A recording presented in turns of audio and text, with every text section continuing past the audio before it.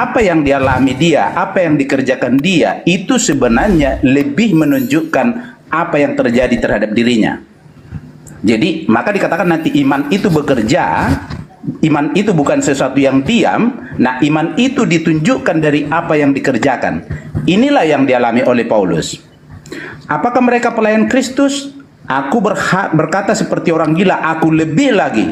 Aku lebih banyak berjerih lelah, lebih sering di penjara, didera di luar batas, kerap kali dalam bahaya maut. 5 kali aku disesah orang-orang Yahudi, setiap kali 40 kurang 1 pukulan. 3 kali aku didera, 1 kali aku dilempari dengan batu, 3 kali mengalami karam kapal, sehari semalam terkatung-katung di tengah laut. Dia tidak perlu menuliskan bahwa dia pernah digigit ular berbisa. Artinya, penderitaan ini semua dialaminya demi berita yang didengarnya. Nah, itu lebih menunjukkan iman. Tadi dia sebagai orang terpelajar, sebagai orang yang dianggap sebagai pemimpin di antara mereka orang Farisi. Karena ketika Stefanus dibunuh, semua mereka yang lempari batu itu menaruh jubah mereka di kaki Paulus. Dan mulai dari situ dia meminta surat kepada pemimpin agama untuk mengejar orang-orang ini yang abang bilang sebagai sekte tadi. Kepada orang Farisi dikatakan, kamu mentobatkan satu orang menjadi pengikutmu, artinya pengikut Yahudi, bukan seperti Paulus. Justru Paulus tidak, justru dia ditolak oleh agama Yahudi. Nah, artinya perkataan itu tidak tepat, walaupun abang ambil dengan tepat kata-katanya, tetapi penempatan yang tidak tepat. Lalu abang katakan, setuju juga tadi bahwa hukum Taurat itu kepada orang Yahudi. Lalu ketika Yesus katakan dia mati untuk menebus dari kutuk hukum Taurat, berarti dia untuk orang itu benar. Karena memang yang memiliki hukum Taurat orang Yahudi, itu hanya menunjukkan bahwa semua manusia sudah berdosa. Itu sudah dikunci, bahwa semua di luar Yahudi orang berdosa, itu sudah dikatakan.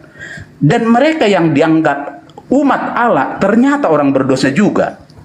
Nah, masalahnya bagaimana sekarang? Kalau orang Yahudi orang berdosa, di luar Yahudi orang berdosa, apa yang harus terjadi? Nah, inilah konsep keselamatan. Sebenarnya konsep keselamatan itu terjadi karena manusia harusnya binasa oleh hukuman karena dosa itu. Karena itu ketetapan Allah, yang berdosa binasa gitu. Nah, dorongan kasihlah yang melakukan ini sehingga ada jalan. Nah, itulah tadi janji kepada Abraham, oleh keturunanmu semua bangsa mendapat berkat. Di sanalah bagian yang abang katakan itu tadi, penganut-penganut yang dinamakan di Antioquia itu sebagai orang Kristen. Nah, kalau saya sekarang memang Bang Juma tidak melihat ini sebagai agama, tetapi melihat ini sebagai janji Allah yang sudah dinyatakan kepada semua umat, baik orang Yahudi, baik di luar Yahudi, agar semua memiliki kesempatan yang sama datang kepada Allah. Nah, inilah justru berita yang dikerjakan oleh Paulus dengan seluruh penderitanya tadi. Jadi semua tindakan yang dilakukan Paulus menunjukkan iman yang diperolehnya. Siapa yang datang itu kepada dia? Yang datang itu dan diimani dia berakibat kepada Paulus meninggalkan seluruh kemegahan dunia dan mengambil penderitaan itu. Dan dia katakan, di dalam kelemahanlah menjadi nyata kuasa Allah. Jadi perkataan dia ini, dia yang sebagai bangsa yang dijajah oleh Roma, tetapi dia berbicara sampai ke raja-raja, termasuk kepada kaisar di Roma, termasuk kepada Raja Bernike. Mengapa orang-orang jajahan ini berani berkata tentang itu? Itu dorongan karena iman. Kira-kira gitu Bang Juma. Oke, baik. Jadi kita belum sampai kepada pengetahuan yang datang kepada Paulus ini adalah Yesus. Karena kapan yang datang kepada Yesus ini adalah Yesus, maka Kisah Para Rasul 1 nomor 11 gugur, Matius 24 nomor 15 sampai nomor 27 gugur. Nah, kita masuk ke dalam pembahasan terkait dengan angkatan jahat yang dikatakan oleh Paulus Yesus di dalam Matius 12. Jadi apa yang saya bahas ini, saudara-saudara Kristenku yang saya kasihi, itu adalah cakupan dari Al-Quran saya yang mengatakan dengan sangat jelas kepada kami umat Islam, iyad'una min dunihi illa inatha wa iyad'una illa syaitanan marida. Yang mereka sembah selain Allah itu tidak lain hanyalah inasan berhala, dan mereka tidak lain hanyalah menyembah setan yang durhaka. Itu ada di dalam Al-Quranul Karim. Innama ta'buduna min dunillah awthana wa takhluquna ifkal. Sesungguhnya yang kamu sembah selain Allah hanyalah berhala-berhala. Nah, izinkan saya untuk membuktikan Al-Quran saya dengan menyatakan ini terlebih dahulu. Artinya ketika saya menjelaskan tentang Bible, itu saya sedang menguraikan isi Al-Quran. Karena Al-Quran saya membahas tentang keadaan Bible, keadaan Yesus, dan keadaan saudara-saudara Kristen. Kita lihat di dalam Matius 12, nomor 38 sampai nomor 40. Pada waktu itu berkatalah beberapa ahli Taurat dan orang Farisi kepada Yesus, "Guru, kami ingin melihat suatu tanda daripadamu." Tetapi jawabnya kepada mereka, "Angkatan yang jahat dan tidak setia ini." Angkatan tidak setia maksudnya orang yang tidak setia kepada Yesus, orang yang tidak setia kepada Taurat, orang yang tidak setia kepada firman Tuhan yang datang kepada para nabi. Menuntut suatu tanda, tetapi mereka kemudian tidak akan diberikan tanda selain tanda Yunus. Sebab seperti Yunus tinggal dalam perut ikan 3 hari 3 malam, demikian juga anak manusia akan tinggal di dalam rahim bumi 3 hari 3 malam. Berarti tanda untuk angkatan jahat adalah bangkitnya anak manusia dari kubur. Saya ulang, angkatan jahat dan angkatan tidak setia ini minta suatu tanda, dan tidak akan diberikan satu tanda sedikit pun kecuali satu, yaitu anak manusia 3 hari 3 malam di perut bumi. Setelah itu keluar dari perut bumi, berarti bangkit. Siapa kemudian yang mengimani ini? Nah, kita lihat. Data selanjutnya satu perikop di Matius 12 itu mengatakan, apabila roh jahat keluar dari manusia. Nah, ini angkatan jahat ini. Apabila roh jahat keluar dari manusia, lalu ia mengembara ke tempat-tempat yang tandus mencari pemberhentian, tetapi ia tidak mendapatkan. Artinya roh jahat ini keluar dari manusia, artinya manusia tadi ini melakukan pembinasaan yang keji. Ini terjadi kepada Paulus, membunuh murid-murid Yesus, menyesah murid-murid Yesus, lalu bertobat. Artinya roh jahat keluar, bertobatlah dia. Nah, setelah bertobat apa yang terjadi? Iblisnya keluar, lalu berkata iblis ini, kata Yesus, "Aku akan kembali ke orang tersebut yang telah kutinggalkan." Maka pergilah roh jahat ini mendapati orang tersebut yang sudah bertobat. Orang ini benar-benar bertobat, bersih, tersapu, dan rapi teratur. Ketika menemukan orang ini, ya, karena iblisnya tadi ke padang yang tandus, ingat, jalan ke Damsik itu adalah padang yang tandus. Ingat itu. Jadi kemudian iblisnya ke jalan tandus tidak menemukan pemberhentian. Iblisnya kembali kepada oknum yang tadi. Maka ia pergi mendapati rumah kosong. Maksudnya orang yang bertobat tadi. Lalu ia datang dan keluar mengajak 7 roh jahat lainnya yang jauh lebih jahat daripadanya, dan mereka masuk dan berdiam di situ, berdiam di orang yang tadinya sudah bertaubat. Apa kata Yesus?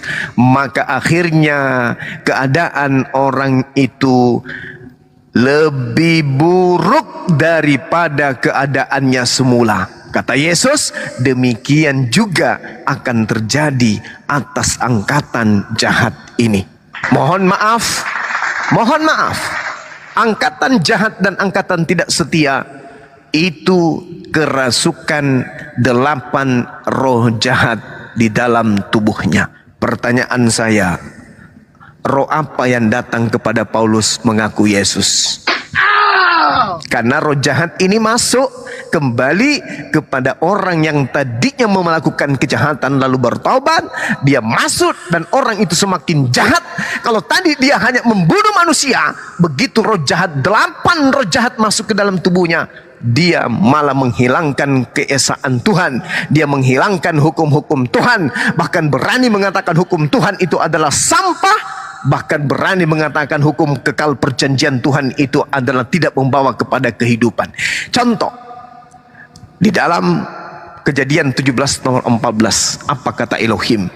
Barang siapa yang tidak bersunat, maka dia akan dibunuh, dia akan dilenyapkan dari sebangsanya, sebab dia telah membatalkan hukum perjanjian kekalku. Paulus dengan mudahnya mengatakan di Galatia 5 nomor 2, barang siapa yang bersunat, maka Yesus Kristus tidak berguna baginya. Bertentangan tidak dengan pernyataan Tuhan? Bertentangan. Makanya Yesus mengatakan di dalam Yohanes 8 nomor 44, iblislah yang menjadi bapakmu dan kamu mau melakukan keinginan-keinginan bapakmu. Dan itu dipraktikkan kemudian oleh orang Kristen. Saudara-saudara Kristenku mau melakukan dan mempraktikkan semuanya apa yang diinginkan oleh Paulus. Sekali lagi, kalau Anda mengatakan Paulus bertobat, Paulus begini dan begono, ingat dalam Matius 24 Yesus mengatakan bahwa penyesat itu mampu melakukan mujizat-mujizat, mampu melakukan tipu daya, mampu melakukan tipu muslihat dan kesaksian-kesaksian palsu. Jadi jangan heran kalau seorang Paulus kemudian oleh penganut ajaran pagan pernah hampir melantiknya menjadi Tuhan, menjadi dewa Hermes, dikarenakan kehebatan Paulus melakukan mujizat-mujizat. Dan Yesus mengatakan nabi palsu mampu melakukan mujizat-mujizat dan kekuatan-kekuatan supaya mereka kemudian bisa menyesatkan orang-orang pilihan. Jadi jangan heran. Nah sekarang belum terjawab, roh apa yang datang kepada Paulus yang mengaku Yesus? Apakah itu Yesus beneran? Kalau Yesus beneran tolong kasih bukti. Tapi kalau itu bukan Yesus beneran, berarti benerlah apa yang dikatakan oleh Yesus dalam Matius 12 tentang angkatan jahat. Angkatan jahat dan angkatan tidak setia. Ibrani 6 nomor 1, marilah kita meninggalkan hukum-hukum pertama, yaitu hukum Taurat, menuju kepada hukum yang dibuat oleh manusia, yaitu hukum yang dibuat oleh Paulus. Makanya Yesus mengatakan iblislah yang menjadi bapakmu. Hari ini kita melihat saudara-saudara Kristen, bapak mana yang mengajarkan orang Kristen menyembah kepada Yesus? Bapak Elohim atau Bapak Paulus? Bapak Elohim atau Bapak Paulus? Saya ulang, Bapak Paulus atau Bapak Elohim yang mengajarkan orang Kristen kemudian makan babi, tidak bersunat, ibadah minggu, dan menyembah anak Maria. Disitulah jawabannya dan keselamatan bagi orang-orang berakal untuk menerima penjelasan saya. Demikian. Ya, makasih Bang Juma sudah memaparkan itu. Ya, tadi roh yang mana kan itu pertanyaan tadi yang belum terjawab ya. Jadi memang sudah dikatakan hukum itu ketika tidak mendatangkan kesempurnaan atau tidak mendatangkan hidup, maka dia tidak berguna lagi ketika yang mendatangkan kesempurnaan itu datang gitu. Artinya oleh pekerjaan melakukan hukum Taurat tidak ada orang yang dibenarkan. Justru oleh hukum Taurat itu pelanggaran orang Yahudi makin nyata, karena apa yang ditulis tetapi mereka langgar itu membuat rupa pelanggaran itu menjadi nyata. Artinya menjadi nyata sekarang bahwa semua orang telah di bawah hukuman dosa.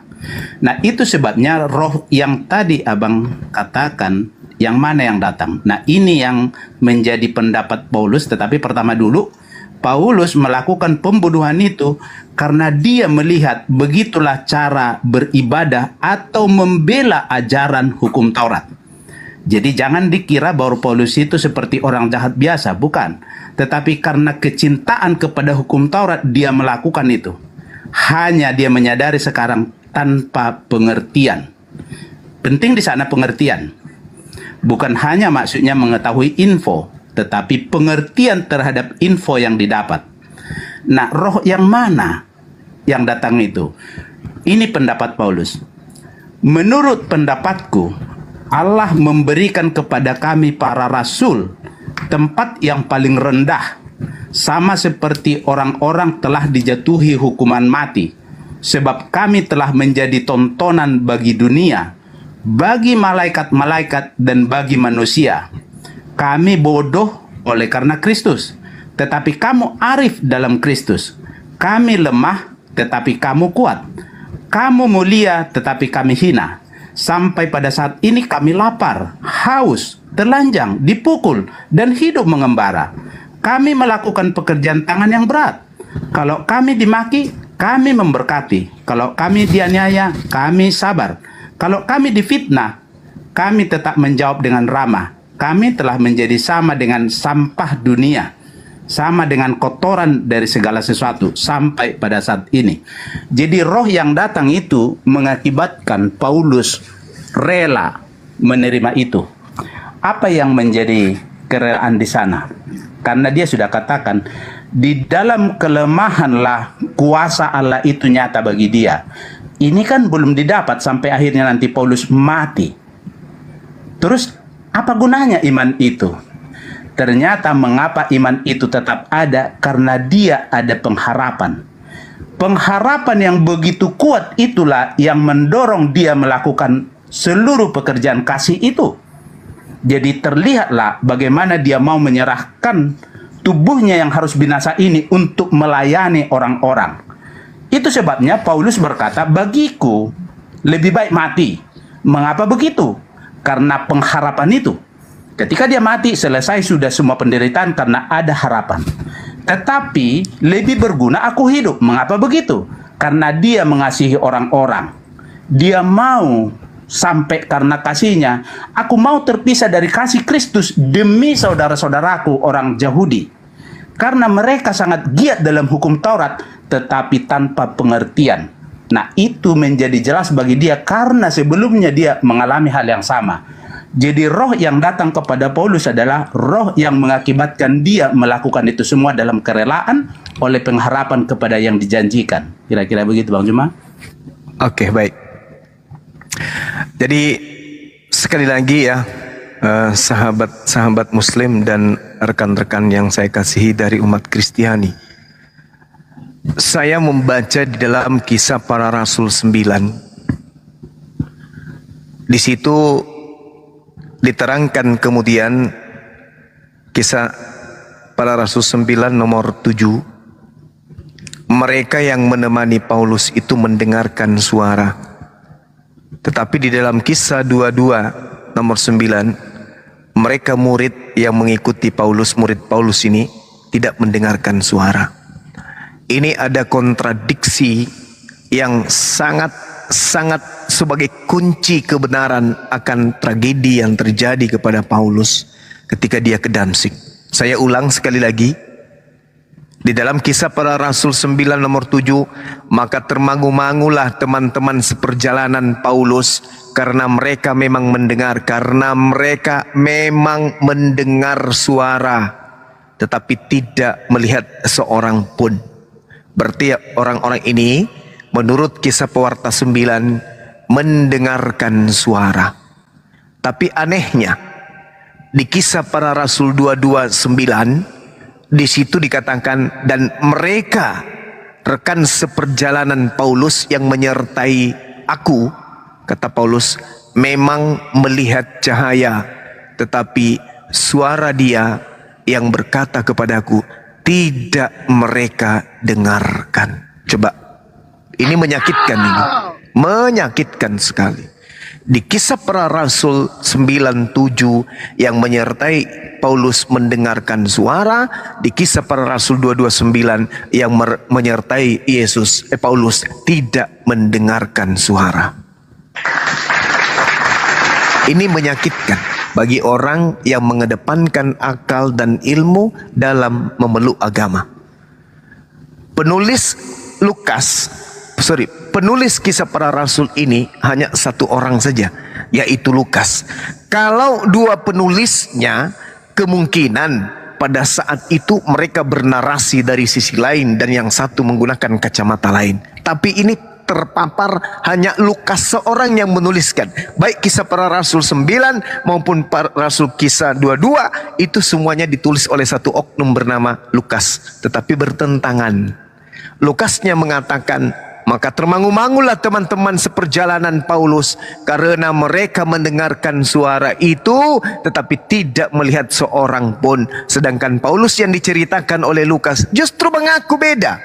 Dan mereka yang menyertai aku memang melihat cahaya, tetapi suara dia yang berkata kepadaku tidak mereka dengar. Jadi di situ dikatakan melihat cahaya dan mereka tidak mendengarkan. Nah, ini bukti akurat. Ya. Ini bukti akurat bahwasanya apa yang diceritakan Paulus ini adalah sesuatu yang tidak betul, sesuatu yang tidak benar. Melihat dan tidak melihat, mendengar dan tidak mendengar. Padahal kisahnya, kejadiannya cuma sekali terjadi pada saat ke Damsyik, hanya itu tok.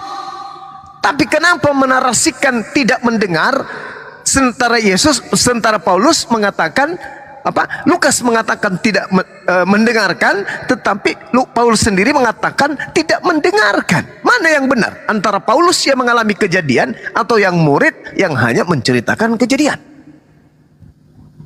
Ini sesuatu menjadi senjata untuk melumpuhkan doktrin bahwa yang datang kepada Yesus Paulus itu adalah Yesus kalau orang berakal. Nah, untuk itulah kemudian saudara kita Bang Obed belum memberikan bukti akurat bahwa yang datang kepada Paulus itu adalah Yesus. Karena kalau semakin dipaksakan yang datang itu adalah Yesus, maka Yesus ini adalah pendusta besar. Sebab kenapa? Dia mengatakan yang datang setelah aku adalah seorang penolong. Seorang penolong yang datang kepada aku itu, yang datang kepada kalian selain aku itu adalah bukan aku. Dia oknum lain. Dia penolong lain, dia penghibur lain. Tetapi faktanya yang datang ke Ananias, yang datang kepada Paulus justru Yesus itu sendiri. Dan kalau itu Yesus sendiri yang datang, maka bohong lagi si Lukas. Si Lukas mengatakan di dalam Kisah Para Rasul 1 nomor 11, dan berkata kepada mereka, hai orang Galilea, mengapa kamu berdiri melihat ke langit? Yesus ini yang terangkat ke langit meninggalkan kamu akan datang kembali dengan cara yang sama seperti kamu melihat dia naik ke langit. Akan datang kembali dengan cara yang sama kamu melihat dia naik ke langit. Yesus naik ke langit disaksikan oleh orang banyak dengan jasadnya. Berarti kedatangannya ke bumi juga akan datang dengan jasadnya. Tetapi yang datang kepada Paulus hanya suara. Pertanyaannya, benarkah suara itu adalah suara Yesus? Kalau itu suara Yesus, kenapa ajarannya kemudian bertentangan dengan ajaran yang asli ketika dia dalam bentuk manusia? Ini kesempatan terakhir saudaraku Obed, karena kita harus rehat, kita harus istirahat. Di tempat saya mau asar. Kalau saudara bisa membuktikan bahwa suara yang datang kepada Yesus itu adalah betul-betul Yesus, maka kita selesai. Saya akan mengucapkan permohonan maaf yang sebesar-besarnya kepada Kristen secara live, bahwa saya telah salah mengatakan bahwa yang datang kepada Paulus itu bukanlah Yesus. Kalau ada bukti bahwa yang datang itu adalah Yesus. Sebab bagaimana mungkin kita mengatakan itu adalah Yesus hanya dengan mengaku akulah Yesus? Siapapun bisa mengaku dengan suara itu. Siapapun bisa. Iblis bisa. Jangankan kemudian kepada Paulus, kepada Yesus aja iblis obok-obok, apalagi kalau cuman Paulus. Dan Anda boleh membaca Kisah Para Rasul 16 nomor 16 sampai nomor 18, bagaimana iblis memproklamirkan bahwa Paulus itu adalah rasul. Berarti kuat indikasi yang datang kepada Paulus ini adalah iblis. Demikian sementara, silakan. Terima kasih Bang Juma. Di sana udah hampir jam 3 ya. Makasih Bang. Iya. Pertama dulu terima kasih untuk diskusi yang baik ini dan juga atas semua apa yang sudah dibacakan tadi. Yang saya lihat seperti ini, bahwa ketika mengedepankan akal, memang itu tadi beragama seperti tadi, memang Bible mencatatkan begini. Yang hikmat dunia, maksudnya akal pikiran dunia ini di hadapan Allah itu sebagai kebodohan. Karena sudah dibuat premisnya, pikiran Allah itu, hikmat Allah itu setinggi langit di atas bumi. Artinya di sana ada hikmat Allah, ada pikiran Allah, ada hikmat manusia. Nah, dikatakan juga dalam hikmatnya manusia ini tidak akan bisa mengenal Allah.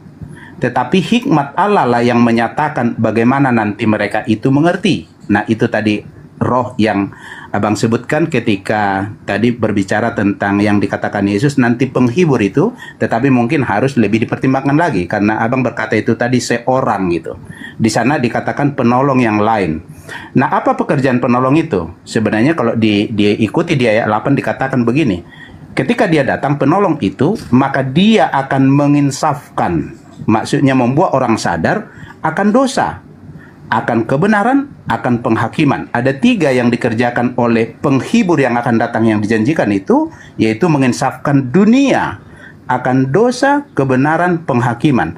Akan dosa karena mereka tetap tidak percaya kepada berita Injil, akan kebenaran karena Kristus harus naik ke surga, akan penghakiman bahwa penguasa dunia ini di bawah penghukuman. Nah, itu yang dituliskan di sana. Nah, lalu roh mana yang datang tadi? Saya seperti tadi mengungkapkan, bukan menjawab secara langsung, tetapi lebih pada mengungkapkan bukti-bukti yang terjadi kepada Paulus, apa yang dikerjakannya.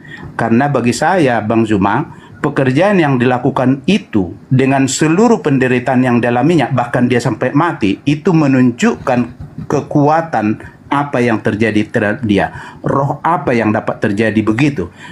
Kenapa roh itu begitu kuat padanya sehingga melakukan itu semua? Nah, itu sebabnya ini yang dia katakan. Sebab itu, oleh roh itu, mengerti Paulus menyatakan ini. Sebab itu, sama seperti dosa telah masuk ke dalam dunia oleh satu orang, dan oleh dosa itu juga maut, demikianlah maut itu telah menjalar kepada semua orang karena semua orang telah berbuat dosa. Sebab sebelum hukum Taurat ada, telah ada dosa di dunia, tetapi dosa tidak diperhitungkan kalau tidak ada hukum Taurat. Sungguh pun demikian, maut telah berkuasa dari zaman Adam sampai kepada zaman Musa, juga atas mereka yang tidak berbuat dosa dengan cara yang sama, seperti yang telah dibuat oleh Adam, yang adalah gambaran dari Dia yang akan datang. Tetapi karunia Allah tidaklah sama dengan pelanggaran Adam. Sebab jika karena pelanggaran satu orang, semua orang telah jatuh ke dalam kuasa maut, jauh lebih besar lagi kasih karunia Allah dan karunia-Nya yang dilimpahkannya atas semua orang karena satu orang, yaitu Yesus Kristus. Jadi roh yang datang kepada Paulus itulah adalah roh yang membuat dia sadar bahwa ada penyelesaian atas hukuman dosa yang membawa kita kepada kebinasaan, agar rencana Allah menyelamatkan semua orang itu bisa terwujud oleh iman kepada apa yang Allah lakukan. Roh itulah yang datang kepada Paulus, Bang Zuma. Makasih Bang Zuma, mungkin sampai sedemikian yang bisa saya sampaikan. Makasih untuk diskusi yang baik juga Bang Fandi dan juga semua bapak-bapak yang bersama. Iya, baik. Jadi sampai sesi ini kemudian kita belum ada bukti ya bahwa roh yang datang kemudian kepada Paulus ini adalah Yesus itu sendiri, sehingga ketika kita belum mengetahui roh ini siapa, saya rasa tidak perlu kemudian kita membahas ajaran-ajaran Paulus. Kalau belum kita tahu bahwa yang datang itu adalah Yesus beneran atau itu adalah justru iblis, maka sebaik apapun ajaran yang kemudian di kuping kita terkait yang disebutkan oleh Paulus di 13 bukunya itu justru akan membawa orang kepada kesesatan. Sebelum kita membuktikan bahwa itu adalah Yesus, maka percuma kemudian kita membahas isi suratnya Paulus. Karena kenapa? Ya kita belum tahu itu Yesus atau itu iblis. Sebab Yesus mengatakan di dalam Matius 7, ya, camkanlah terlebih dahulu, aku sudah mengatakannya kepadamu, apabila ada orang berkata bertemu dengan aku di padang gurun, bertemu dengan aku di dalam bilik, jangan kau percaya, sebab kedatanganku yang kedua ditandai dengan cahaya seperti kilat yang menyambar dari timur sampai ke barat. Ini Yesus sudah pesan. Jadi orang yang percaya kepada Yesus tidak akan mungkin percaya kepada Paulus. Saya ulang, tidak akan mungkin percaya kepada Paulus orang-orang yang percaya kepada Yesus. Sebab Yesus mengatakan, apabila ada orang yang mengaku bertemu denganku, jangan kau percaya, sebab kedatanganku nanti ditandai dengan cahaya yang mengkilat, yang berkilau dari timur sampai ke barat.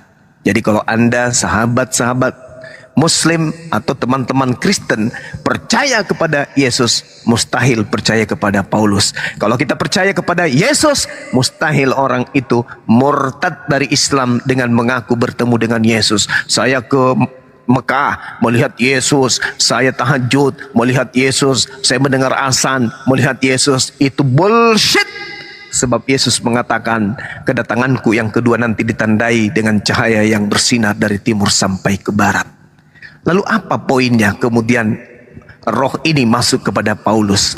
Roh ini menginginkan agar orang-orang lemah akal menyembah manusia yang digantung terkutuk di atas pohon. Dan itu terjadi. Artinya roh ini berhasil menuntun manusia untuk meninggalkan ajaran Tuhan yang diajarkan oleh Yesus, yang diajarkan oleh Nabi Musa kepada Bani Israel, dan yang diajarkan oleh Tuhan kepada baginda Rasulullah Muhammad SAW. Dengan catatan penting, roh ini berhasil menjadikan keturunan Adam terbagi dua. Ada yang Muslim, ada yang kafir, ada yang taat, ada yang ingkar. Coba perlihatkan diri Anda kemudian. Apakah Anda orang taat? Apa yang Anda taatin? Ke gereja bukan perintah Nabi, menyembah Yesus bukan perintah Nabi, makan babi bukan perintah Nabi, mengharapkan kemudian keselamatan dengan tidak bersunat bukan perintah Nabi. Lalu apa yang kita inginkan, yang Anda inginkan, yang saudara inginkan dengan mengikuti roh yang datang kepada Paulus? Toh endingnya di dalam Matius 7 nomor 22 nomor 23, Yesus mengusir orang-orang yang mengikuti roh yang datang kepada Paulus. Karena roh itulah yang mengajarkan orang Kristen memanggil Yesus Tuhan, Tuhan, Tuhan, Tuhan, Tuhan, bernubuat pakai nama Yesus, mengusir setan pakai nama Yesus, bermujizat pakai nama Yesus. Tapi endingnya apa kata Yesus? Aku tidak mengenal kalian, kalian semua adalah pembuat kejahatan, enyahlah daripadaku. Engkau semua adalah pembuat kejahatan. Pembuat kejahatan dalam Matius 13 nomor 50 dilemparkan ke dalam api neraka. Jadi ending mengikuti roh yang datang kepada Paulus mengaku Yesus itu apa? Keselamatan apa? Gak ada. Kata Yesus di dalam Matius 17 nomor 3, begitu dia noise, maka muncul Matius 17 nomor 3 dan Matius 17 nomor 3 mengatakan, hidup kekal itu, surga itu bisa kamu peroleh dengan cara mengimani dia satu-satunya Tuhan yang benar dan mengimani aku sebagai utusannya. Yohanes 17 nomor 3 itu konsep keselamatan bagi pengikut Yesus. Tapi ternyata rempong ketika mengikuti roh yang datang kepada Paulus. Sebab harus minum darah, harus makan daging, harus bla bla bla bla bla bla, tidak makan ini makan ini dan makan itu. Itu rempong sekali. Dengan demikian, ya saya akhiri dialog ini. Saya menunggu saudara-saudara Kristen cendekiawan dari Kristen yang mampu kemudian menguraikan bahwa roh yang datang kepada Paulus itu adalah betul-betul Yesus. Demikian. Bang, ada satu saya ingin menanggapi.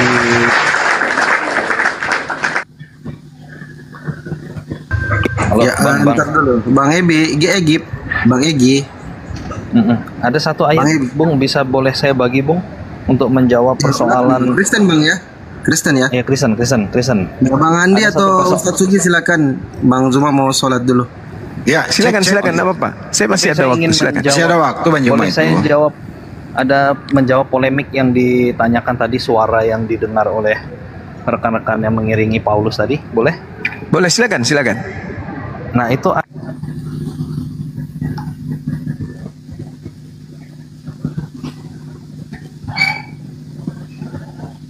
Bang, jangan tenggelam Bang. Suaranya kehilangan suara kita. Di telepon bom bang, paling bom yang telepon itu. Assalamualaikum warahmatullahi wabarakatuh. Waalaikumsalam. Waalaikumsalam warahmatullahi wabarakatuh. Dia lagi ngomong itu sambil buka aplikasi. halo. Astaga. Halo. Iya, silakan. Mana nggak terima telepon, halo juga. Noise. Buka di halo tes. Noise. Jauh-jauh dulu dari keributan. Buka di Yohanes 12, Bang. Yohanes Yohanes berapa? 12. Ya, Yohanes 12. Di nomor Nggak kedengeran, orang lagi buka aplikasi lagi dia.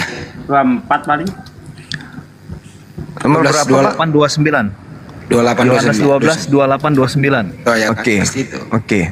Nah, itu mungkin bisa jadi referensi, Bang, untuk menjawab polemik yang berkaitan dengan Paulus tadi. Jadi, memang waktu orang-orang yang mengiring Paulus itu menuju ke Damsyik, mereka mendengar suara. Nah, suara apa itu? Nah, jadi ketika Yesus menyatakan kemuliaannya, ya, itu ada suara guntur, Bang. Nah, itu yang mungkin mereka dengar. Dan kemudian suara yang kemudian berbicara pribadi kepada Paulus, ya, yaitu firman yang menjadi petunjuk untuk Paulus mengerjakan tugasnya, itu tidak didengar memang oleh mereka. Jadi bisa diindikasikan bahwa semua yang mengiringi Paulus itu mereka melihat cahaya, ya, dan mereka mendengarkan suara guruh atau guntur yang menggelegar. Karena kalau kita membaca dalam ayat-ayat itu kan Rasul Paulus dan mereka kan semua kan jatuh, ya. Jadi ada satu kuasa yang ditunjukkan di situ. Jadi saya pikir itu saja yang menjadi komentar saya. Mohon izin, saya lagi di bandara. Terima Oke, kasih. Baik. Saya langsung Ya. log out. Baik. Jadi Atau saya dengerin. ya, baik. Tadi di nomor 8 ya. 28. 28 dengan 29. Betul. Oke. Nah, kita lihat apa yang tertulis di sana di 28 ini. Ini kisah yang dituliskan kemudian oleh orang yang bersaksi kepada Yohanes bahwa Yesus sedang berdoa tentang siapa? Tentang Lazarus. Oke. Nah, di dalam Yohanes 12:28, Bapa muliakanlah namamu. Maka penulis dari buku kitab Yohanes ini mengatakan, maka terdengarlah suara dari surga. Aku telah memuliakannya dan aku akan memuliakannya lagi. Memuliakan siapa? Memuliakan Yesus. Ini Yesus belum terangkat ke langit. Tidak ada hubungannya dengan apa yang terjadi kepada Paulus. Yesusnya mengatakan yang datang setelah aku bukan aku. Yang datang setelahku adalah seorang penolong. Kalau ini nggak ada hubungannya. Justru catatan penulis Yohanes ini bertentangan dengan ucapan Yesus bahwa kamu tidak pernah mendengarkan suara Tuhan. Coba Anda baca di dalam kitab saudara tuh. Di Yohanes berapa itu Gurunda? 5:37. 5:37. Apa kata Yesus? Kamu tidak pernah mendengarkan suara Tuhan. Nah, ini aku telah memuliakannya dan aku akan memuliakannya lagi. Kontradiksi dengan pengucapan Yesus. Tapi di situ bukan poinnya. Di data 29-nya dikatakan orang banyak yang berdiri di situ dan mendengarkannya berkata bahwa bunyi itu guntur. Ada pula yang berkata seorang malaikat telah berbicara dengan dia. Berarti ada suara yang didengarkan kemudian oleh Yesus, dan yang mengerti tentang suara itu hanya Yesus tok. Sehingga orang lain tidak mengerti itu. Mengerti hanya Yesus. Makanya yang lain mengatakan ini suara guntur. Seorang malaikat telah berbicara dengan dia. Sebagian juga mengatakan bahwa ada malaikat yang berbicara dengan dia. Artinya tidak ada hubungannya dengan yang terjadi kepada Paulus. Gak ada hubungannya, gak ada. Bukan, Bang. Boleh saya menanggapi lah? Ya, silakan. Jadi gini, maksud saya tuh saya hanya ingin mengajak kepada logika kita, akal ya, akalnya kita itu begini loh, Bang. Tuhan itu kan maha kuasa. Dia sanggup Ya, Tuhan, menyampaikan- oke. Dia Betul. Ya, dia sanggup menyampaikan dengan cara apapun, dan kemudian Betul. pengalaman yang dialami oleh mereka, saya mengambil ayat itu mungkin secara koneksi langsung tidak ada. Tetapi ayat Alkitab sendiri menjawab persoalan itu, bahwa kemudian ternyata ada ya orang yang tidak mendengar suara Tuhan ngomong, tetapi mereka bisa mengatakan bahwa itu suara guntur atau ada suara seorang malaikat. Artinya gini, itu kan orang-orang yang mereka istilahnya tidak percaya. Dalam konteks ini kan Yesus ingin berbicara kepada Paulus secara pribadi. Panggilan itu diberikan pada Paulus secara pribadi, sehingga dia menyatakan dirinya kepada Paulus pribadi. Persoalan bahwa kemudian ada cahaya, kemudian ada suara guntur menggelegar atau apapun yang menjadi efek daripada maksud yang utama tadi, itu sesuatu yang menurut saya sangat adikodrati, yang wajar terjadi ketika Tuhan ingin memanggil seseorang itu. Secara khusus waktu itu konteksnya Paulus. Jadi saya pikir sangat logis kalau hal itu. Jadi kalau ayat itu dipertanyakan bahwa kemudian mengapa ayat itu kontradiksi, di sisi lain bahwa seolah-olah Kisah Rasul menyatakan, Lukas mencatat itu kan sepenulisnya adalah Lukas. Lukas sendiri adalah seorang tabib, saya yakin dia sangat detail. Dia menyampaikan itu sangat detail. Oleh sebab itu saya pikir tidak ada kontradiksi di situ. Itu khusus untuk ayat itu ya. Kalau persoalan bahwa tadi yang abang tanyakan saya masih belum, karena saya baru gabung juga sih. Ya saya belum mengikuti dari awal. Tapi paling tidak saya ingin menjawab polemik yang di ayat yang dikatakan bahwa wah itu kontradiksi ayat itu. Tidak. Antara Kisah Rasul peristiwa di mana terjadinya Lukas berapa ya, Kisah Rasul berapa tadi? Ya itu tidak kontradiksi lah itu tidak kontradiksi, justru malah saling melengkapi dengan saya membuktikan di satu ayat Yohanes itu bahwa ada peristiwa yang seperti itu terjadi. Artinya apa yang dialami oleh Paulus dan orang-orang yang mengikuti dia bisa saja terjadi seperti itu. Oke, itu deh yang bisa saya jawab. Oke, baik. Jadi gini Bung, tolong pasang kuping baik-baik ya. Saya juga pasang kuping saya tadi ketika Anda menjelaskan, sehingga saya bisa menguraikan dan bisa membantah apa yang Anda sampaikan. Anda membawa data Yohanes 12 ini, itu tidak ada kontradiksi. Orang banyak yang berdiri di situ mendengarkan Yesus dan berkata, maksudnya mendengarkan suara dan berkata bahwa itu bunyi guntur. Ada pula yang berkata itu adalah seorang malaikat telah berbicara dengan dia. Mana kontradiksinya? Gak ada kontradiksi. Semua orang mendengarkan suara itu. Ada yang mendengarkan itu suara guntur, ada juga yang mengatakan bahwa suara malaikat telah berbicara kepada dia. Kontradiksinya di mana? Mereka sama-sama mendengar. Sama sekali tidak ada kontradiksi di situ. Yang menjadi kontradiksi itu adalah di Kisah Para Rasul 9, mereka mendengar suara itu di dalam Kisah Para Rasul 9 nomor 7. Tapi Lukas menerangkan pengakuan Paulus di Kisah Para Rasul 29, mereka tidak mendengarkan suara itu. Yang satu mengatakan mendengarkan, yang satu mengatakan tidak mendengarkan. Itu kontradiksi namanya. Yang satu mengatakan mendengar, yang satu mengatakan tidak mendengar. Mana yang benar, mendengar atau tidak mendengar? Ya, izin Bang, boleh saya Silakan. Jadi menurut saya itulah yang saya sampaikan tadi, bahwa di situ Paulus ingin menegaskan bahwa firman yang khusus untuk Paulus itu tidak didengarkan oleh mereka, tetapi mereka mendengarkan suara, bukan suara Yesus itu, tapi efek dari itu tadi, ada yang guntur kah atau apapun itu. Seperti gambaran dalam Yohanes pasal 12 tadi, orang kan tidak mendengar suara malaikat. Mereka hanya, sepertinya ada terjadi peristiwa yang kodrati, ya kan, yang adikodrati terjadi dalam konteks itu. Tapi mereka tidak bisa mendengarkan dengan jelas. Itulah yang dialami oleh pengikut-pengikutnya Paulus yang mengiringi dia itu. Sedangkan untuk Paulus, dia mendengar jelas karena memang suara itu, firman itu memang ditujukan untuk Paulus gitu Bang. Saudaraku, saudara membawa Yohanes itu sangat jelas tertulis bahwa suara yang didengarkan itu bunyinya, akulah Yesus orang Nazaret yang kau aniaya. Ini suara yang didengarkan. Tapi suara pengakuan akulah Yesus orang Nazaret ini, Lukas mengatakan bahwa rekan seperjalanannya tidak mendengarkan suara akulah Yesus orang Nazaret yang kau aniaya. Sedangkan di dalam Kisah Para Rasul 22 nomor 9, Paulus mengatakan rekan seperjalanannya tidak mendengarkan suara yang mengaku akulah Yesus orang Nazaret yang kau aniaya. Kontradiksi. Itu hanya tafsiran saudara. Tapi fakta yang tertulis di Bible saudara, ada yang mendengarkan suara akulah Yesus, ada yang tidak mendengarkan suara akulah Yesus. Itu kontradiksi Bang. Jangan Anda menambah-nambahkan bahwa itu ada suara khusus untuk Paulus. Suara yang mana? Di situ pengakuannya cuma sekali tok. Ketika dia mengatakan, akulah Yesus yang kau aniaya, tetapi bangunlah dan pergilah dalam kota, di sana akan dikatakan kepadamu apa yang harus kau perbuat. Hanya itu yang dikatakan. Dan murid-murid seperjalanan Paulus, murid Paulus, kata Lukas, mendengarkan. Kata Paulus, tidak mendengarkan. Mana yang benar? Kan kontradiksi.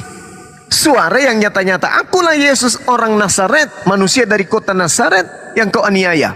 Suara itu didengarkan menurut Lukas, tapi menurut Paulus tidak didengarkan. Hanya aku yang mendengarkan. Yang mana yang benar? Kalau Anda mengatakan seperti narasi Anda, lalu yang didengarkan oleh pengikut Paulus ini suara yang mana? Kalau menurut saya Bang ya, saya menanggapi. Makasih ya Bang ya.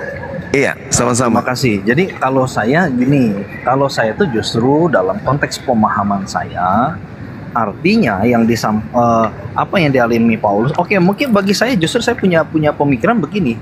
Justru ketika dia berkata bahwa akulah Yesus yang kau aniaya, mungkin itu bisa didengar oleh semua orang.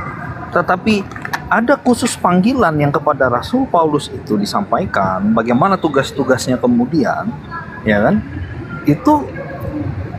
Itu yang khusus untuk Paulus dan itu tidak didengarkan oleh mereka, Bang.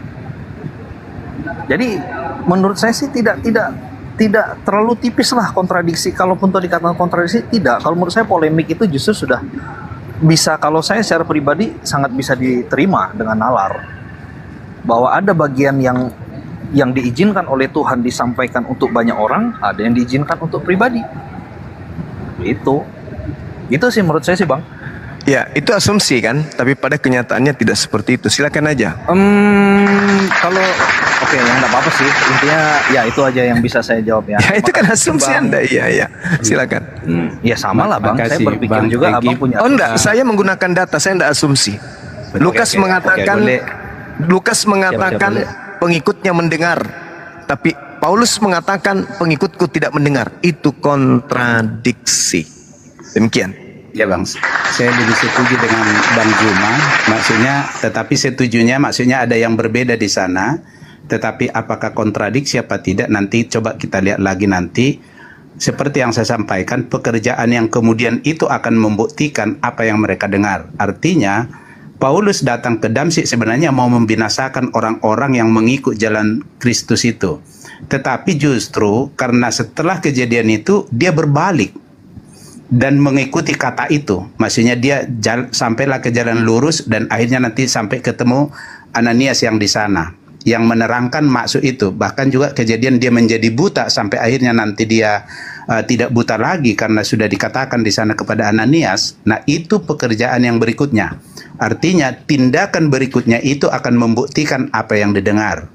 Nah, sebenarnya melihat itu tentang perkataan roh mana tadi, Yesus dalam rupa berbicara sebagai manusia kepada orang Yahudi, mereka tidak percaya. Sampai Yesus katakan, oke, kamu tidak percaya kepada aku, nggak apa-apa. Tapi setidaknya percayalah kepada pekerjaan-pekerjaan itu. Nah, hal yang sama juga sebenarnya yang terjadi kepada Paulus. Tidak perlu tidak percaya kepada Paulus, tidak masalah. Tapi pekerjaan-pekerjaan dia meneguhkan apa yang terjadi di dengarnya. Sebenarnya memang dikatakan tadi bahwa apa yang terjadi kepada Paulus ketika mendengar perkataan itu, akhirnya dia menjadi percaya kepada Yesus. Yesus katakan di Yohanes 14 ayat 12 dikatakan begini, barang siapa percaya kepadaku, dia akan melakukan pekerjaan-pekerjaan yang aku lakukan, bahkan pekerjaan yang lebih besar, sebab aku pergi kepada Bapa. Menjadi sinkron pekerjaan yang Paulus lakukan setelah kejadian itu. Jadi sekali lagi saya setuju dengan Bang Juma, ada beberapa di situ yang seperti, maksudnya Paulus berkata, memang mereka tidak mendengarkan suara itu, hanya aku, mereka hanya melihat guntur dan yang lain. Ya, maksudnya Lukas berkata mereka mendengar suara itu. Nah, ada berbeda di sana, saya sangat setuju. Tetapi apakah kontradiksi, mungkin ini yang harus diteliti. Karena pekerjaan yang dilakukan kemudian itu akan meneguhkan atau menguatkan atau menjadi bukti atas apa yang didengarnya. Kira-kira gitu Bang Juma. Makasih sudah sekali lagi untuk diskusi yang baik ini Bang Juma. Makasih. Iya, sama-sama Bang Pandi juga. Iya. Oke. Ya, pada intinya kemudian saya sebagai Muslim yang membawa narasi Quran kemudian yang mengatakan bahwa orang-orang kafir itu menyembah iblis, itu saya belum menemukan jawaban di dalam iman Kristen berdasarkan Bible bahwa yang datang kemudian kepada Paulus ini adalah Yesus. Mengenai mendengarkan suara atau tidak mendengarkan suara itu bukanlah persoalan, tetapi itu adalah perenungan bagi orang-orang yang berakal. Al-Quran mengatakan iyad'una min dunihi illa inatha wa iyad'una illa syaitanan marida. Yang mereka sembah selain Allah itu hanyalah berhala, dan mereka tidak lain hanya menyembah setan yang durhaka. Artinya Al-Quran saya memberikan pedoman bahwa yang Anda sembah itu adalah iblis. Mohon maaf, itu pengakuan Tuhan saya di dalam Al-Quran. Nah, untuk membantah Al-Quran saya ini, maka saya mencari kepada saudara-saudara Kristen yang pintar, cerdas, dan jujur, siapa yang datang kepada Paulus ini? Apakah itu benar-benar Yesus, atau itu hanya iblis yang mengaku Yesus? Kalau itu adalah Yesus, apa buktinya? Kalau itu adalah Yesus, kenapa bertentangan dengan Yohanes 16 nomor 7? Kalau itu adalah Yesus, kenapa bertentangan dengan Matius 24 nomor 27? Kalau itu adalah Yesus, kenapa bertentangan dengan Markus 16:17? Kalau itu adalah Yesus, kenapa bertentangan dengan Matius 5 nomor 19? Kalau itu adalah Yesus, kenapa kemudian bertentangan dengan Matius 24 nomor 26, nomor 25? Dan kalau itu adalah Yesus, kenapa endingnya ada di dalam Matius 7 nomor 22 sampai 23? Dan kalau itu adalah Yesus, berarti Yesus adalah pembohong yang besar. Nah, tapi kalau saudara ternyata mampu membuktikan bahwa yang datang kepada Paulus itu benar-benar Yesus, silakan. Saya akan berhenti menjadi apologet Islam dan disaksikan oleh banyak orang.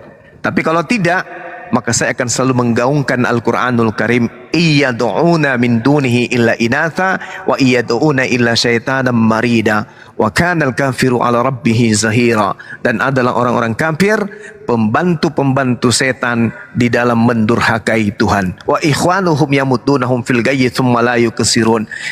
Orang-orang kafir adalah saudara-saudara setan dan saling bahu-membahu, saling membantu satu sama lain untuk menyesatkan manusia, dan mereka tidak akan henti-hentinya menyesatkan manusia. Dengan cara apa? Menyesatkan, mengajak orang masuk ke agamanya lalu menyembah kepada makhluk roh yang mereka katakan sebagai sebutan teos, atau kalau di Indonesia kan adalah dewa. Saya kira begitu sahabat. Mohon maaf ketika ada kata-kata atau kalimat yang menyakitkan.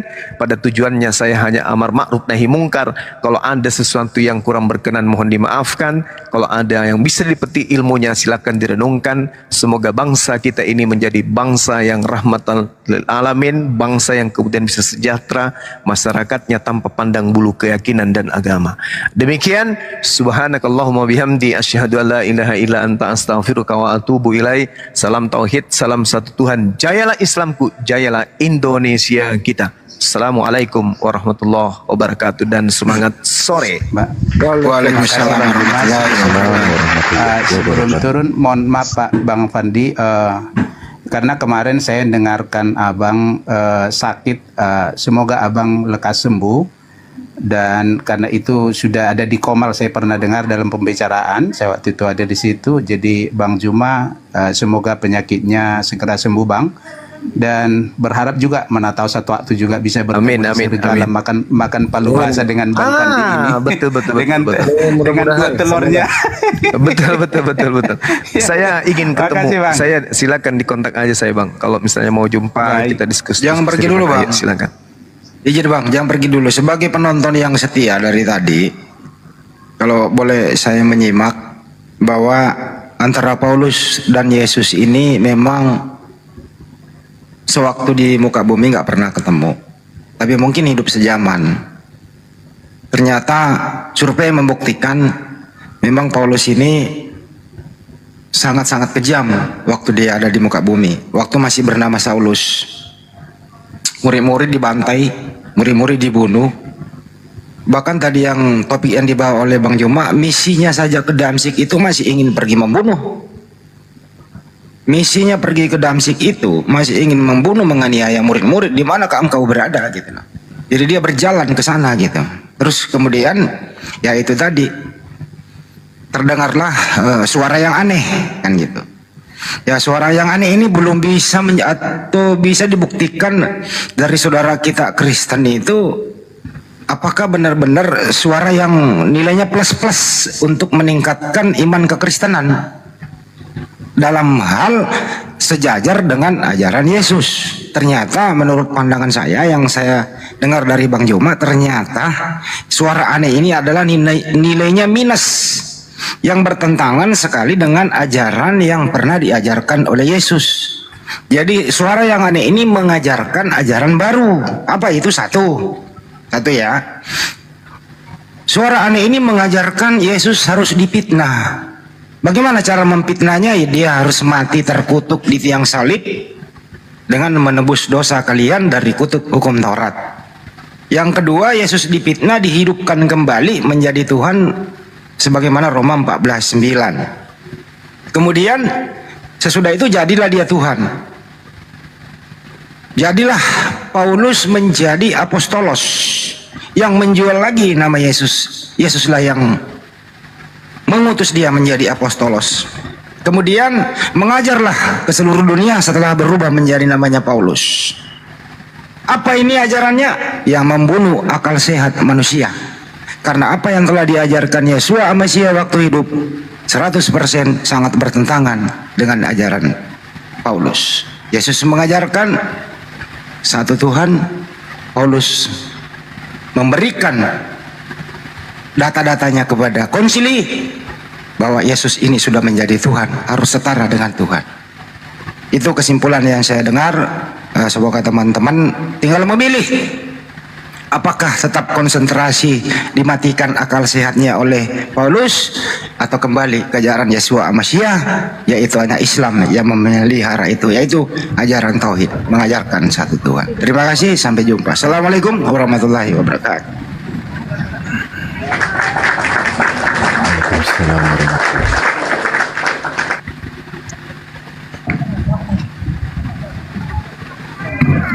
Bang Obed, ini masih jalan kah ini? Tutup kah? Iya, saya mendengar aja Bang Egit. Ya, salam kenal Bang Egit. Salam Bang. Salam Bang. Bang, ini diskusinya tutup kah? Roomnya masih buka kah? Ya terusin aja Bang kalau mau. Saya masih sanggup, masih seger-segernya saya ini Bang. Oh, Masih segernya Bang Andi itu. Ya dilanjut aja. Ada juga Ada Ustadz Ali itu loh. Bang Obed, aku mau Lanjut follow menyapa para guru, Bang Hadi, host dan semua yang muslim. Assalamualaikum warahmatullahi wabarakatuh. Guru dan juga. Waalaikumsalam Waalaikumsalam. Waalaikumsalam warahmatullahi wabarakatuh. Masya Bang Allah. Obed, aku mau Silakan follow dilanjut dulu. diskusinya dengan saudara Egi. Beliau kelihatannya baik untuk diajak diskusi, begitu juga Bang Obed. Ya, salam kenal ya Bang ya semuanya ya. Salam kenal. Iya Pak, Iya, salam iya, kenal baik. Bang Juma, Bang Ali Iya. juga, sama Bang Hadi. Kita mengharapkan diskusi-diskusi yang kayak gini. Silakan. Nggak apa lagi ya. Tapi saya sih, ya kalau saya sih karena tertarik di polemik persoalan suara tadi Bang. Lagian juga ayat referensi yang saya bagikan dalam Yohanes 12 itu, menurut saya sudah memiliki satu gambaran sistematika ya, yang sifatnya holistik terkait dengan bagaimana namanya Tuhan menyatakan dirinya, kan kayak gitu ya. Artinya suara yang disampaikan itu dia bisa didengar dengan cara yang berbeda oleh yang mendengarkannya.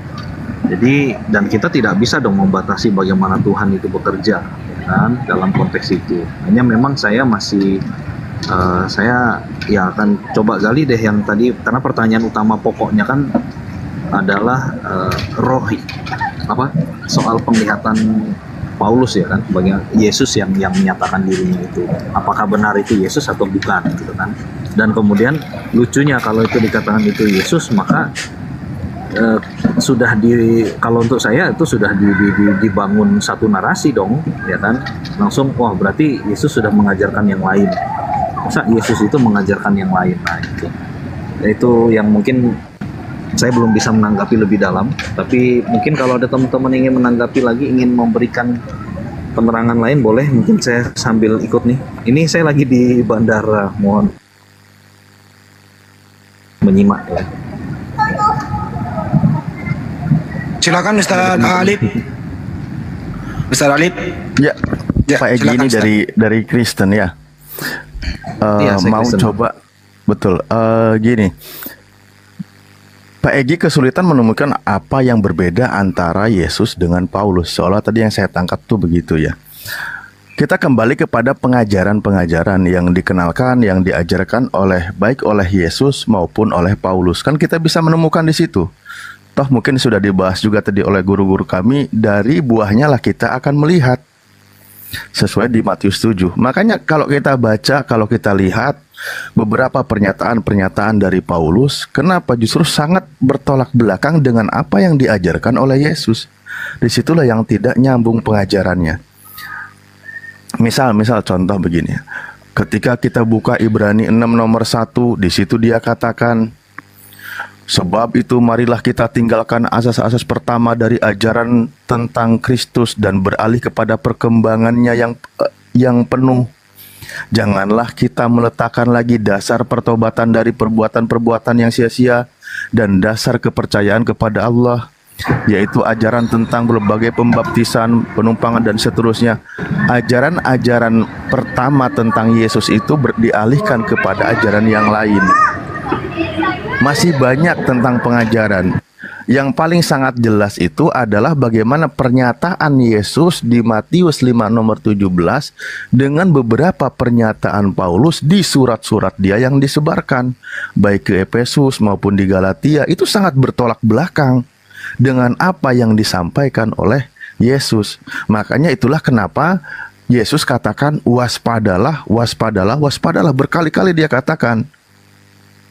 Kenapa ada penyesat datang? Bahkan Yesus sendiri katakan penyesat itu adanya di angkatan ini. Di 2 Yohanes 2 juga dijelaskan ada di angkatan ini juga gitu. Makanya dia katakan waspadalah berkali-kali. Kenapa? Ada penyesat yang datang.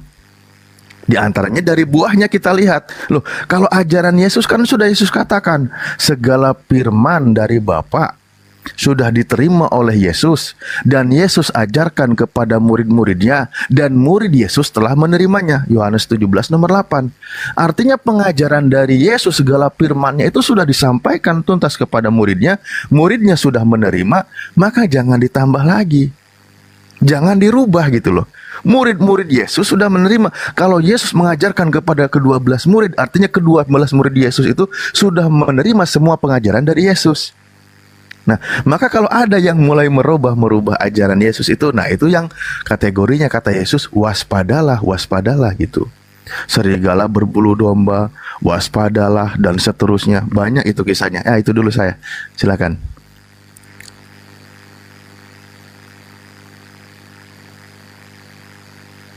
Silakan Bang, ditanggapi Bang. Bang Obed atau Bang Egi, silakan. Iya, Bang Handi, Bang Alif. Iya, saya mau menanggapi sebenarnya, tapi karena saya jam 4 harus keluar, saya khawatir nanti tergantung. Tapi untuk ini Bang Alif, memang kan dalam perkataan sampai hari terakhir Yesus sampaikan, kalau disampaikan semua kamu belum bisa menanggung itu. Nah, itu sebabnya dijanjikan akan datang nanti penghibur yang mengajarkan segala sesuatunya. Nah, ini terbukti sebenarnya bahwa setelah Yesus mati pun 40 hari lagi dia bercerita tentang pekerjaan kerajaan Allah itu kepada murid-muridnya. Itu di Kisah 1 ayat 3. Tetapi apa yang terjadi? Kan dikatakan di ayat 3, 40 hari setelah dia bangkit, dia berulang kali berbicara tentang kerajaan Allah kepada mereka. Tetapi apakah mereka mengerti? Di ayat 6 menunjukkan tidak ada pengertian. Karena mereka bertanya begini, Guru, Tuhan, maukah engkau pada hari ini memulihkan kerajaan bagi Israel? Coba dilihat. Setelah Yesus 3,5 tahun berbicara tentang kerajaan Allah dan ditambah 40 hari setelah dia bangkit, mereka tidak mengerti juga. Tetapi di ayat 8, di ayat 7 dikatakan begini, itu bukan urusanmu, kira-kira begitu. Tentang maksudnya apakah dipulihkan bagi Israel, itu bukan urusanmu. Tetapi urusanmu ini gitu. Jika roh itu turun atas kamu, maksudnya penghibur tadi, yang harus mereka tunggu itu, maka kamu menjadi saksiku di Yerusalem, Judea, Samaria, sampai ujung bumi. Artinya, tanpa roh penolong yang dijanjikan itu hadir, sebenarnya mereka belum mengerti apa-apa dengan semua yang dikerjakan itu. Sebenarnya dalam perjalanan-perjalanan Yesus dengan mereka itu sudah terbuktinya itu. Contoh, ketika Yesus bertanya kepada mereka, dikatakan begini, kata orang, siapakah anak manusia itu? Ini kata orang nih, harus digarisbawahi. Kata orang, siapa dia? Ada orang berkata, dia adalah Nabi, dia adalah Elia, dia adalah Yohanes yang sudah dibangkitkan kembali. Artinya, kalau dikatakan Yesus itu Nabi, it is okay. Itu kata orang. Tetapi Yesus mau lebih. Kata kamu, siapa itu? Petrus berkata, engkau adalah Mesias anak Allah yang hidup. Hari itu juga Yesus katakan, berbahagialah kau Petrus bin Yunus, bukan manusia yang menyatakan itu bagimu, tapi Bapakku yang di sorga. Ada di sana ikut serta roh, sehingga Petrus berkata itu. Bahkan Yesus katakan, di atas batu karang ini aku mendirikan jemaat. Maksudnya, di atas pengakuan itu, dia akan mendirikan jemaatnya. Walaupun Petrus mengalami hal itu, tidak berapa saat kemudian ketika Yesus berkata, mari ke Yerusalem, karena harus di Yerusalemlah dibunuh anak manusia itu. Dia katakan, sekali-kali engkau tidak mati. Bahkan itu tadi yang kami bicarakan, Yesus langsung katakan, nyala iblis karena kau memikirkan yang dipikirkan manusia, bukan yang dipikirkan Allah. Artinya, memang pikiran manusia dan pikiran Allah itu berbeda. Tanpa pertolongan roh yang menyingkapkan, hal itu mustahil bagi mereka. Hal-hal begini sebenarnya banyak dalam hal perumpamaan dan percakapan yang dibuat Yesus. Contoh, dia berkata, ada seorang bapak memiliki 2 anak. Kepada yang seorang dia katakan, anakku, pergilah ke ladang dan bekerjalah di sana. Anak ini berkata, aku nggak mau, gitu. Tapi kemudian dia menyesal, lalu pergi. Lalu kepada anak kedua, anakku, pergilah ke dalam kerja di situ. Oh iya bapak, tapi dia asik main game. Dia tidak pergi. Yang mana anak yang melakukan kehendak bapaknya? Apakah yang berkata tidak atau yang berkata iya? Nah, hal-hal begini sebenarnya Yesus mau menyatakan ada roh yang bisa menolong orang mengerti kehendak Allah. Nah, ini sebenarnya yang menjadi rahasia dari pengenalan. Nah, itu yang dituliskan di Bible itu, mulai dari jatuh manusia ke dosa dan sampai kenapa harus ada konsep keselamatan. Karena Obed, itu bisa nggak jadi terlalu mungkin panjang, Bang. Ya. Mohon maaf Bang Andi. Iya, jadi memang mohon maaf lah ya. Saya harus Bang Pandi, saya harus minta maaf karena harus mempersiapkan diri untuk jam 4 ada acara ya. Boleh ya? Sebelum pergi Bang, sebelum pergi Tanggapi boleh nggak? dulu. Tanggapi dulu, Ustaz Ali. Silakan Ustaz. Boleh. Baik, saya sedikit terima kasih Bang Handi ya. Justru tadi malah Pak Obed ini mengutip Yohanes 16 ya. Itu malah bahaya kalau dilarikan kepada Paulus, Pak. Yohanes 16 yang dia katakan ia akan di 12, 13, 14 yang dikatakan Yesus, masih banyak hal yang harus kukatakan kepadamu, tetapi sekarang kamu belum dapat menanggungnya. Tetapi apabila ia datang, yaitu roh kebenaran, ia akan memimpin kamu ke dalam seluruh kebenaran. Sebab ia tidak akan berkata-kata dari dirinya sendiri, tapi segala sesuatu yang didengarnya itulah yang akan dikatakannya, dan ia akan mengabarkan kepadamu hal-hal yang akan datang. Ia akan memuliakan aku, sebab ia akan memberitakan kepadamu apa yang diterimanya daripadaku. Loh, kalau ini Anda sampaikan untuk Paulus atau Paulus yang menggenapinya, ini bahaya.